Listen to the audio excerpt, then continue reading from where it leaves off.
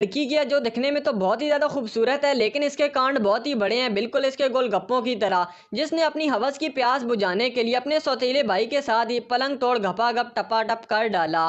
तो चलिए देखते हैं कि इसके तरबूज को कौन कौन पेलता है। तो मूवी की शुरुआत होती है और हमें एक लड़की दिखाई जाती है जो कि अपने कंप्यूटर पर भटाभट देख रही होती है। इसका नाम लूली है और इसके डैड इसे भटाभट देखते हुए पकड़ लेते हैं और लूली से नाराज़ हो जाते हैं। तो लूली अपनी डैड को मनाने के लिए बड़े बड़े संतरों का जूस निकालती है और अपने डैड को देती है। तो उसके डैड कहते हैं कि मुझसे दूर रह वरना एक रैप्टे में दीवार से चिपक जाएगी। तो लूली कहती है कि नाराज क्यों हो रहे हो, मैंने सिर्फ वीडियोज ही तो देखी हैं, कौन सा कोई जुर्म कर दिया, आप ये जूस तो पी लो। लेकिन उसके डैड कहते हैं कि तू बस भटाभट देख और सुन, आज तेरा भाई जय भी आने वाला है। और जय लूली का सौतीला भाई है जिसे लूली बिल्कुल भी पसंद नहीं करती। और इसके बाद लूली अपनी जीप लेकर स्कूल के लिए निकल जाती है और वो एक खूबसूरत लड़की थी जिसने पूरे स्कूल में कहर मचा रखा था और आज तक लूली को अपने टाइप का बंदा नहीं मिला, इसलिए वो हक से सिंगल थी। इसके बाद लूली अपने क्लास में जाती है जहाँ पर उसे स्पीच देनी होती है। तो वो वहाँ पर मियाँ खलीफा की बहन की कहानी सुनाती है जिसे सुनकर स्टूडेंट्स बहुत ज़्यादा खुश हो जाते हैं और तालियां बजाते हैं। और ये सुनकर मास्टर जी का दिमाग बंद हो जाता है। लेकिन लूली की खुशी तो सातवें आसमान पर थी। तब हम एक लड़के को देखते हैं जिसका नाम झटका था और झटका पूरे स्कूल में सबसे ज्यादा तगड़ा झटका लगाता था। इसने मास्टरों की भी पुंगी बजा रखी थी। इसके बाद सबको उनकी मार्कशीट मिल जाती है जहाँ लूली के नंबर 0/बेली यानी 00 थे। तो लूली सोचती है कि अगर मेरे बाप को ये पता चल गया तो वो मुझे मुर्गा बना देंगे, वैसे तो मैं मुर्गी हूँ लेकिन फर्क नहीं पड़ता। तो घर जाकर लूली की मुलाकात सौतीले भाई जय से होती है जो बचपन से ही तस्वीरें देखकर हिलाता था। तो लूली जय से कहती है कि आओ टीवी देखते हैं और लूली पहले ही झटके में भटाभट लगा देती है। तो जय उसे हटाकर कार्टून लगा देता है। तो लूली कहती है अबे तूने आज तक भटाभट नहीं देखा जो हटा रहा है इस चैनल को। तो तभी लूली के डैड उन्हें डिनर के लिए बुला लेते हैं और लूली से पूछते हैं कि लूली रानी बता तेरा रिजल्ट कैसा आया। तो लूली अनजान बन जाती है और कहती है कि कल मैं आपको टीचर से पूछ कर बताऊंगी, जिससे लूली डांट से तो बच जाती है। तो अगले दिन लूली अपनी दोस्त काली नागिन से मिलती है और प्लान बनाती है कि हमें अगर अपने नंबर्स बढ़ाने हैं तो हमें मिस्टर हेल और मिस्टर बेल का चक्कर चलवाना पड़ेगा।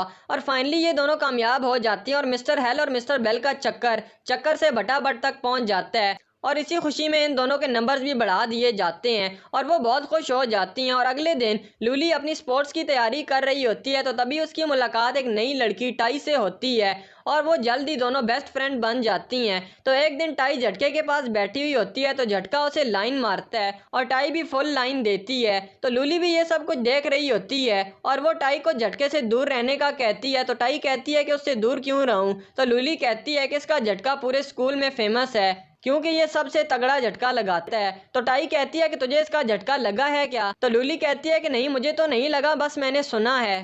तो टाई कहती है कि तू उस सब की फिक्र मत कर, मैं सबको झेल लूंगी। तो एक दिन टाई एक्सरसाइज करने के लिए लूली के घर पर जाती है तो लूली टाई को समझाती है कि तुम्हें ठरकी लड़कों से दूर रहना चाहिए। तो इस पर जय भी दूर खड़ा मुस्कुराता है। तो लूली टाई के जाने के बाद जय से कहती है कैसे मुस्कुरा रहा था बे तू।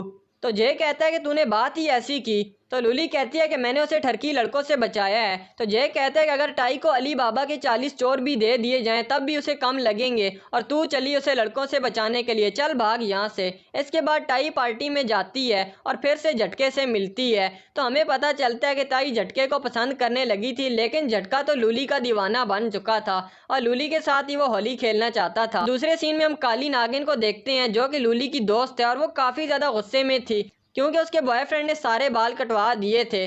तो काली नागिन लूली से कहती है कि देख इस सांड के बच्चे को कैसे गंजा हुआ बैठा है, मुझे इस गंजे के साथ तो बिल्कुल भी नहीं रहना। तो इसके बाद पार्टी खत्म होने के बाद लूली का एक दोस्त उसे घर पर छोड़ने के लिए जा रहा होता है और अचानक वो जॉनी भैया बन जाता है और लूली से कहता है तेरी चाहत मेरी आंखों में, तेरी खुशबू मेरी सांसों में, मेरे दिल को जो घायल कर दे वो अदा तेरी बातों में। और वो लूली के साथ चुम्मा चुसाटे लगाने के चक्कर में था और लूली गुस्से में गाड़ी से निकल जाती है और वो जॉनी भैया भी एटीट्यूड बॉय बन जाता है और लूली को बीच सड़क में ही छोड़कर चला जाता है। और तभी वहां पर एक चोर आता है और लूली का फोन और उसका बटुआ लेकर वहां से भाग जाता है और लूली डर के मारे अपने ब्रो जे को कॉल करती है और जे अपने दोस्तों के साथ भटाभट की प्लानिंग कर रहा था लेकिन वो लूली की बात सुनकर उसकी हेल्प करने के लिए चला जाता है। तो अगले दिन लूली अपनी दोस्त टाई के लिए कोई अच्छा लड़का ढूंढने का डिसाइड करती है। तो तभी उसकी नजर एक लड़के पर पड़ती है जिसका नाम जम्बू था। तो लूली टाई को भूल जाती है और जम्बू को खुद के लिए ही सिलेक्ट कर लेती है और उसे पहली नजर वाला प्यार हो जाता है और वो वो डिसाइड करती है कि वो किसी भी तरह जम्बू को पटा कर उसके पटाखे फोड़ देगी।